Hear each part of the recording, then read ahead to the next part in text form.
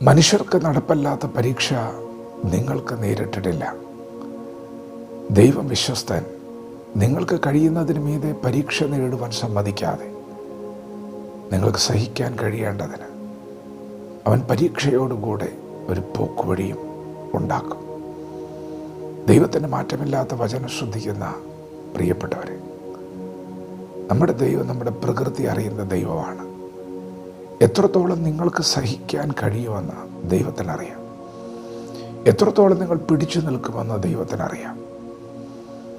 മനുഷ്യർക്ക് നടപ്പല്ലാത്ത പരീക്ഷ നേരിട്ടിട്ടില്ല.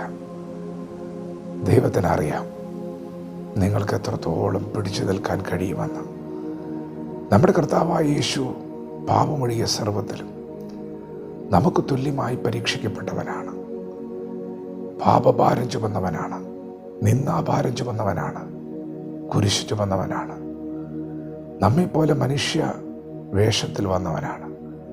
അതുകൊണ്ട് ഒരു മനുഷ്യൻ എത്രത്തോളം താങ്ങാൻ കഴിയുമെന്ന് യേശുവിനറിയാം.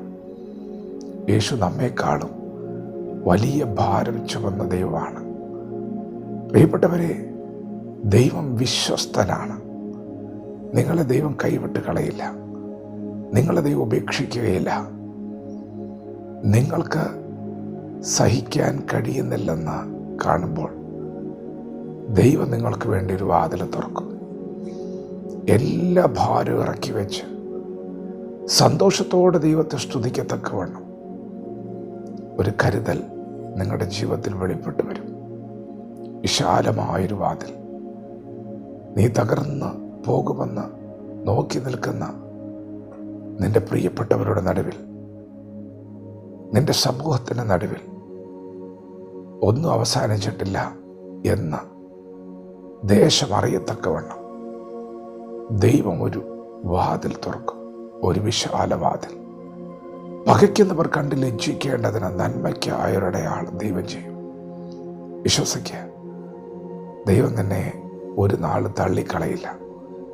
ദൈവത്തിൻ്റെ കരുതലിൻ്റെ കരം നിങ്ങൾ കാണാൻ പോവുകയാണ്. വചനത്തോട് പ്രതികരിക്കാം.